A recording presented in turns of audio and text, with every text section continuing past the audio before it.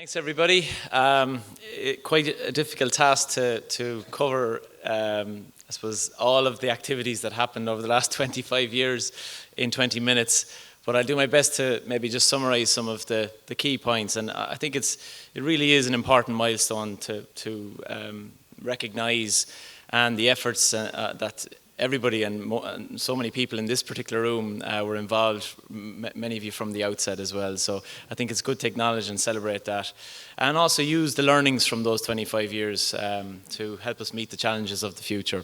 So I suppose as part of this, the National Federation of Group Water Schemes, we've decided to do a series of interviews with some of the key personnel that were involved in maybe establishing the organisation or that worked closely with the organisation at the outset. So we're currently going through that process, and it's been really interesting to hear all the different views and discussions.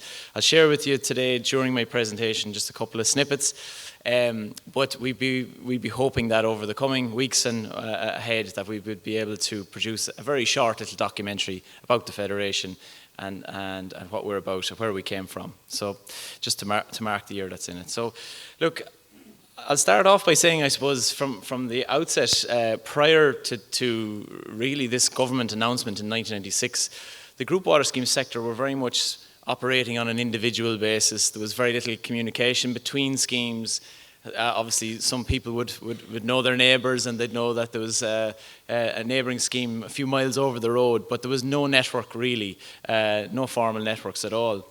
A government announcement was made in December 1996 that to abolish water charges in respect of domestic water supplies, so basically all public supplies that were operated by the local authority at that time. And it really, I suppose, the group water scheme sector were forgotten about, really, if truth be told. And it actually threw the whole sector into disarray, because if domestic water was going to be free on public supplies, well, why wasn't there equity for the rural water schemes that were operating and doing huge work up and down the country? So I suppose at that time, literally within weeks, there was a series and spat of meetings right across the country in Galway and Mayo and Monaghan. There was quite a large meeting held in Barnajarg and Tuam in County Galway in January. But I suppose February really was the pinnacle of the establishment of the organisation initially. In February 1997, the 2nd of February, there was a big public meeting that was held in Knock in County Mayo. And when those schemes came from right across the country, almost every county had a representative there present at it. And from that meeting came out the establishment of the idea, I suppose, and an executive of what the National Federation turned out to be, formally registered in 1998. But that was the beginning, in that it was the schemes were so frustrated, so annoyed at the time, that they felt that there was no voice there for the group water scheme sector in the country, and they wanted to come together and create this structure, and they elected that committee at the time. Some of I don't know if it's an old photograph, but some of the key people that were involved at that time, that initial committee that was elected, you have Bernard Keeley, who was the initial chairperson of the Federation, Sean Clerkin, who many of you are familiar with, and you'll hear from Sean later on, Garot de Fuita, Dr. Jerry Crowley, Paddy Ward, and Paddy's still obviously a very active member of our board and treasurer. But we also had a very important, at that time, they recognised the need that they needed to take on some staff, and the first employee of the organisation was our very own Katrina Devaney, who the Minister made reference to her this morning as well. And Katrina has been here and is very much still an integral part of our team, and we're delighted that she's still actively involved with the organisation for all those 25 years.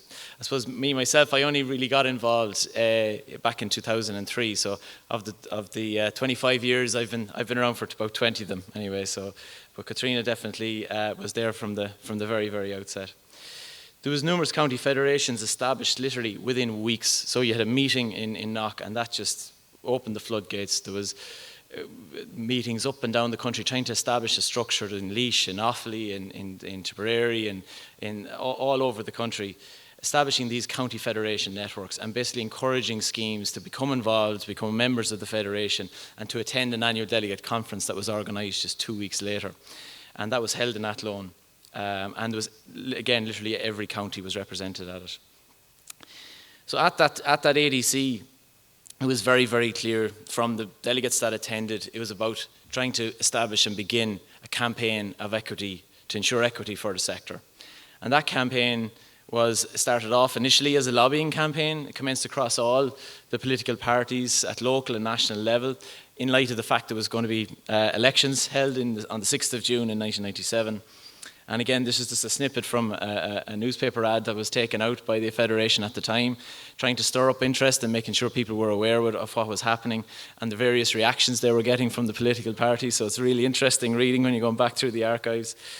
But shortly after, around that time, discussions, the Federation entered into discussions with the Department of Environment as it was at the time. As part of those discussions, again, they got an opportunity to share the grievances and frustrations that were held, and I think the department very quickly recognised that something had to be done. And we saw a basic subsidy scheme that came in. It was introduced in '97, and again, it became fully part of the rural water programme in 1998. But again, there was a lot of discussions with the department around the need for more robust capital funding at the time.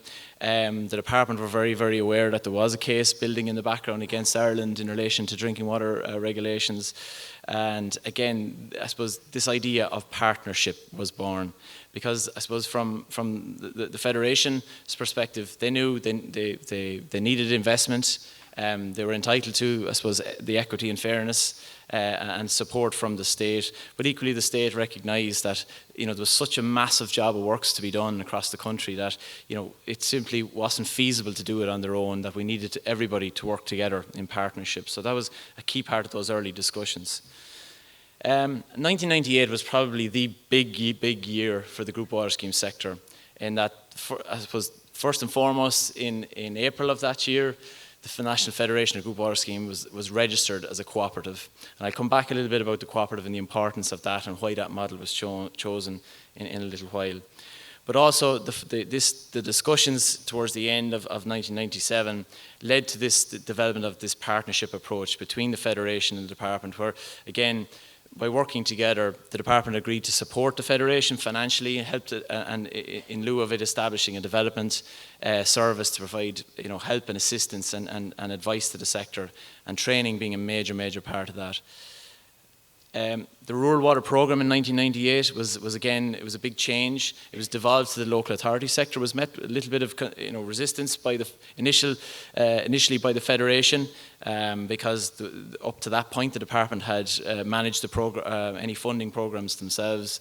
So this was a big change, and there was concerns over how was it going to work, was it not? But I think as the next 25 years showed, it turned out to be a very much a successful partnership as well.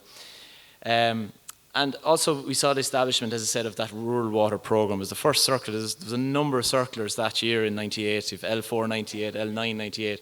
These were the key circulars that bedded in the policy, I suppose, around rural water. So it formalised the operational subsidy. It was a huge achievement for the Federation at this stage, who had only been in existence for a year or less. Again, and it saw the introduction of a significant capital programme that was launched on Sternuden Group Water Scheme in 1998 as well.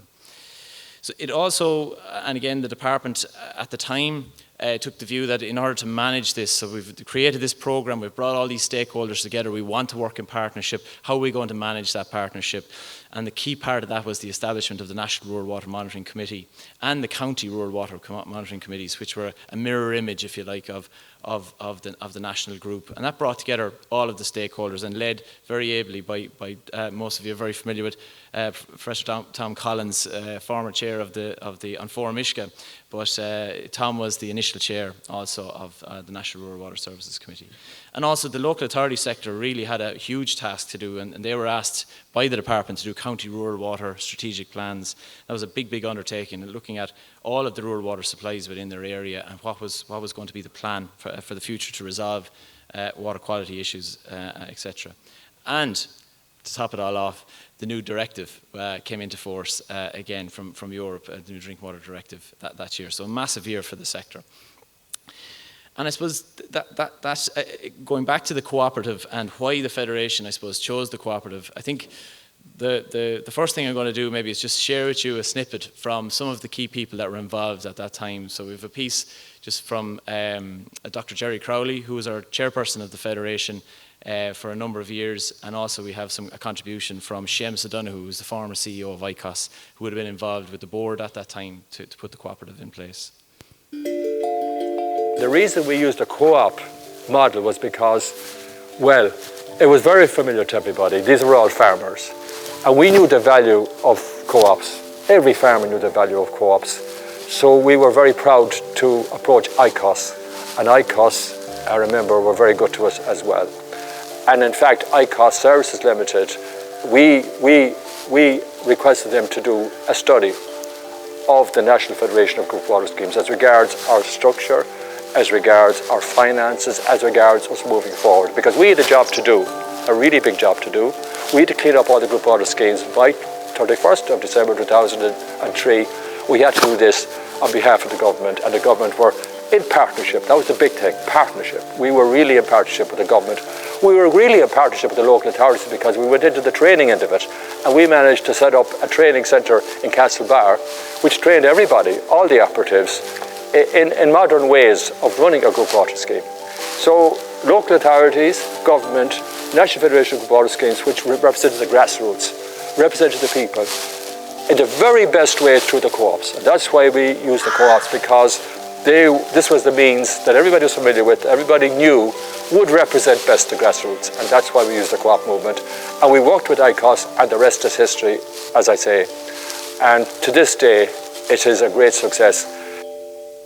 I was an enthusiast from the outset, and I'm still an enthusiast. As cooperative models go, the whole group water scheme model is exceptional in terms of the voluntary commitment and the sustained voluntary commitment, and in particular the sustained leadership that they got from certain individuals, both in terms of paid employees of the organisation, but most certainly in terms of people who served for years and years on the Committee of Management or on the county representative body or on the National Federation of Group Water Schemes itself.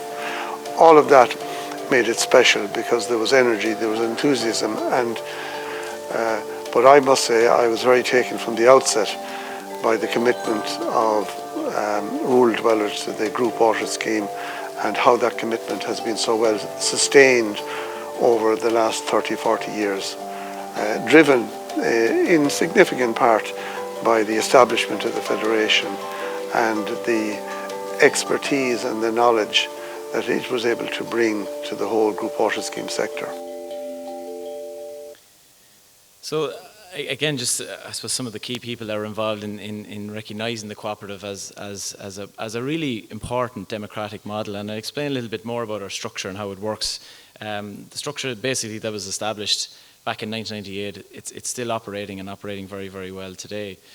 So there's a lot of consultation with ICOS, and again the registration of the cooperative, the formal registration was on the 8th of April 1998, and it was the first time there was a formal cooperative constitution that was a set of rules that was put in place.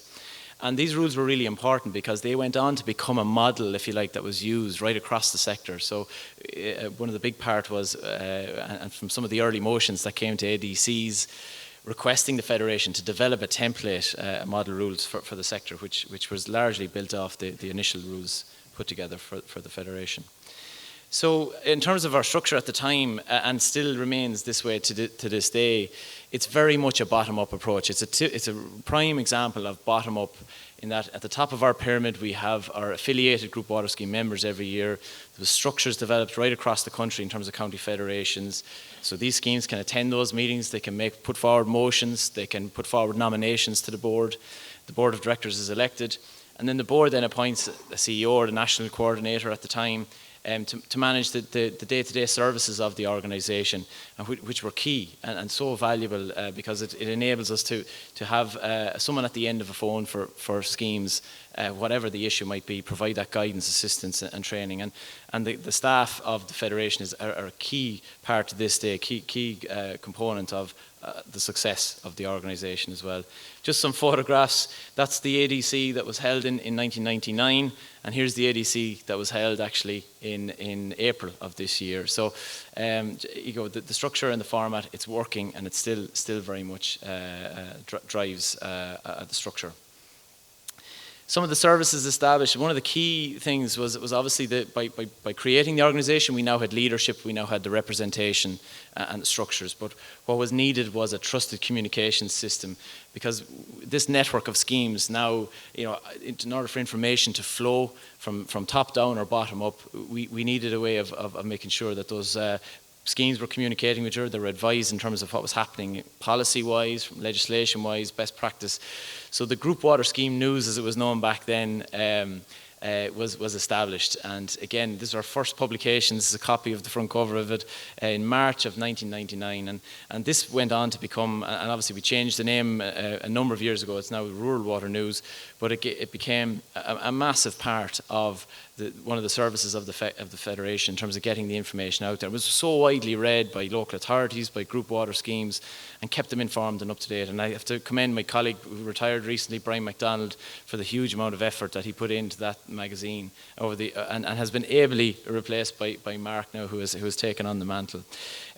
So we had the structures in place, the regional offices formed, and again there was now development staff available there to help advise and guide schemes. Going back to the water quality issue, the EPA report from 1996 to 1998, and actually all of the late 90s, really highlighted one thing. There was a serious water quality problem in rural Ireland, and that was largely on group water schemes. 42% of group water schemes exceeded coliforms in those particular years. So huge failures, and not acceptable from the standards, but even not acceptable to a lot of the members on those schemes. And you heard earlier today about the famous ECJ case that was taken against Ireland, and all emanated out from a particular individual on a scheme that took a case where they weren't happy and satisfied that the water quality they were drinking was meeting the standard. So that was a big game changer, and that establishment then of the monitoring committee, as we said, were basically scratching their heads, I suppose, trying to come up with, well, how are we going to resolve this situation together? So they went on a fact-finding trip to Brittany at the time in northern France to look at the various models of rural supplies out there and how they were operated and managed. And that's where the concept of design, build and operate and bundling of schemes bore out of that particular visit and the numerous discussions that happened afterwards. Just at that time, again, like this was all, I suppose, making headlines in terms of, the word was getting out that obviously the ECJ case was being taken against Ireland, the fact that the Federation had been looking for equity and fairness, then the investments that were being made by the state to try and resolve the problem. So quite a lot of publicity, and there was, going back to the archives, some fantastic snippets of different articles at that time. So the strategy was put together by the National Rural Water Services Committee, again focused largely around the concept of design, build and operate and bundling schemes together as a way of installing and treatment facilities, getting best value for money as part of that process as well, by doing it in clusters and bundles of schemes right across the country.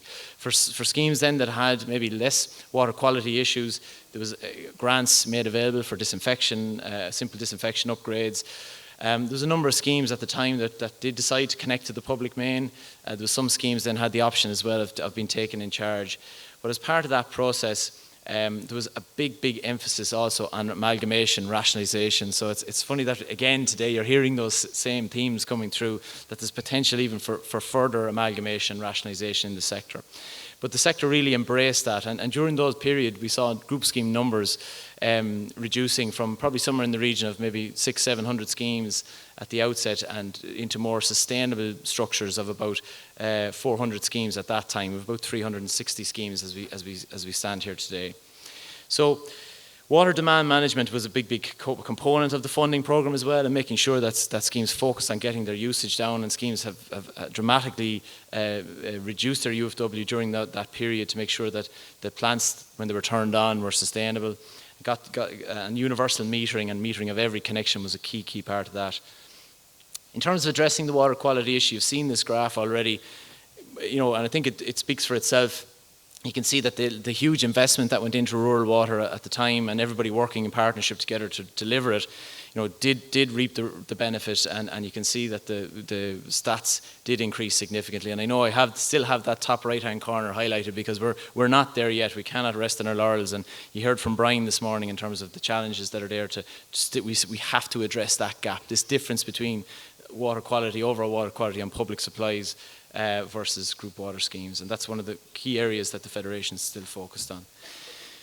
Going back to the governance piece and the cooperative, and I mentioned the establishment of a set of model rules, and that was a big change as well, because not just within the national organisation, but group water schemes across the country, there was different structures that were being used. Some had very old rules in place. Some companies limited by guarantee. Vast majority had no structure at all. So there's a massive job of works for the Federation to try and bring that proper governance, because with the amount of public funding that was being made available to the sector to rectify the water quality issues, we needed to make sure that there was proper governance arrangements in place to administer that fund and manage those funds as well. So there was huge increases in cooperatives from 1998, where there was roughly around 100 schemes registered as cooperatives at that time. I just seen the ICOS annual report from 2022. There's 333 group water scheme cooperatives active across the country in 2022. So huge amount of work that the Federation would have been involved in. The amalgamation rationalisation was a big part of that, and that encouraged schemes also then to work together. And the realisation began to hit that we can't always we can't solely rely on the volunteers to be able to operate these plants. The DBOs generally were operated by a contractor, but we still need proper governance in terms of managers, administrations and caretakers, and to bring those structures together to make them sustainable into sustainable units. The amalgamation rationalisation was key to that. There's over 150 people directly employed by group water schemes across the country.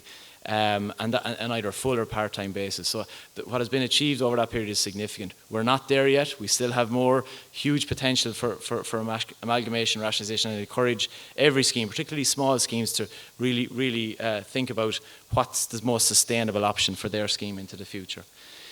All of this would not have been achieved without great leadership throughout that period, and I just want to acknowledge the various chairpersons throughout that time, from Bernard Keeley, who was a Galway man, originally an Offaly man, but a Galway man from Barnajargan, Dr. Jerry Crowley from Mayo, who you saw the contribution of earlier, who was chairperson from 2000 to 2002.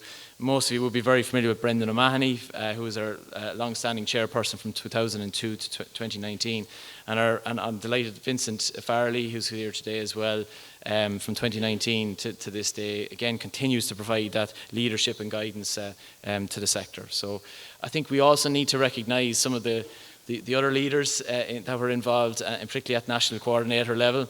And I have to make a special mention to Sean Clerkin, who was there from the very outset, and the huge powerhouse that is Sean in terms of his enthusiasm that he brought to the job and the role, and the effort and work that he put into driving up and down the country, trying to encourage schemes to make the right decision in terms of their future. And also to acknowledge Colin Brady, who was again a key part of that leadership role from 2010 to 2017. I just briefly, before I finish, I just want to touch on the services that the Federation continue to provide to the sector. So again, this is just a slide to just, I suppose, demonstrate the level of information that's out there now, and that's available to you, to schemes, to help you, I suppose, in terms of making sure you're delivering the services that are meeting the standards that your members demand, but also in compliance with the various legislation. Somebody asked a question earlier, I think Pauline, in relation to future training, and there's a lot of things being thrown at schemes here today and at these kind of events. So that support is still very much there, and as Sean mentioned earlier, we'll be launching our training programs for the coming season now in the next issue of the Rural Water News, and I encourage every group water scheme to participate in those. We're also, and again, I'm trying to encourage schemes and everybody insofar as possible. We've so much information now available online. Everybody has a smartphone now, well, almost everybody. And almost everybody is on some form of social media. So please, will you search with whatever platform you're using, search for National Federation of Group Water Schemes, follow us, and there's a huge amount of information there. And it's a very easy way for us to get information out to the sector quite quickly. We regularly, Mark has done a huge amount of work in this area, and he's regularly posting updates and information, so it's a great way to get that and get it quickly. And I just want to touch on, and I suppose it's linking into maybe the next discussion, but I suppose the potential that's there for the future. Because today is about, it's about identifying the future challenges, but also the future opportunities. And there's huge opportunities for group schemes out there. I know there are challenges to be met, and the Federation will do its part in helping every scheme to try and meet those challenges. But I think from the previous session there this morning, the session 2, what can the valuable asset that is the community-owned group water scheme sector, is something that should be cherished and minded and used to full effect to help us address all of the environmental challenges we face. And the Federation's up for that challenge, and I believe the sector's up for that challenge. And from our pilot projects, I think they've been such a success to date. So just focusing on very quickly some of those other future challenges. We mentioned the water quality gap and addressing that. We're seeing emerging contaminants there as well that have to be addressed. There's obviously new legislation that Deane would have went through this morning. We have ongoing, governance arrangements to making sure that schemes are properly governed, but also in terms of the wider, broader governance that Brian spoke about this morning in his presentation for the sector. The Rural Water Working Group that has been established and we're members of is doing, will have some significant decisions to be made over the next period. And again, we'll have implications obviously for our sector. But membership participation, again, challenges, and that's one that's going to be discussed now in a while. So wherever I see a challenge, I also see opportunities. So again, just summarising those opportunities in terms of the drinking water source protection, the capital investments, we've heard earlier this morning, the money will be there. And it's about making sure that it's used appropriately and used and not sent back to the department. So encourage every scheme. If you haven't got your bids prepared, prepare them. If you need assistance from us, please come to us, and we're only delighted to do that. Finally, then, my final slide, and apologies now for going over on time, but I suppose I wanted to take as part of our interviews, we interviewed Jim Ganley, who was a former principal officer with the Department of Environment at the time. And I just, directly from the clip, Jim just says, working in partnership is about trust and equality. And these are the partners that are working together as part of the Rural Water Working Group. And trust and equality is the key sentiment that I would hope that the Federation is trying to bring to that discussion, but also that every partner, I suppose, around that table is participating in that way. And 2023, 2024 is a big year as part of this evolution of the sector. So I wish that Rural Water Working Group every success. I want to reassure the schemes there that, again, the concerns, the issues, the ideas that you have, that you raise through our annual delegate conference and motions that come in every year, we are regularly sharing these and discussing these with the department. We are there, your representative at these discussions. And I've no doubt in my mind, and I think from the discussions we've had with the Minister this morning, the board met the Minister, we had a discussion last night with Douglas Kelly. That partnership is very much alive and there, and we want to build on that and move forward. So with that, I thank you very much. I know it was very quick. I've tried to touch on the key things, but I'll now hand back to Greta, who's take you through the next panel discussion, which will focus on membership participation. Thanks very much.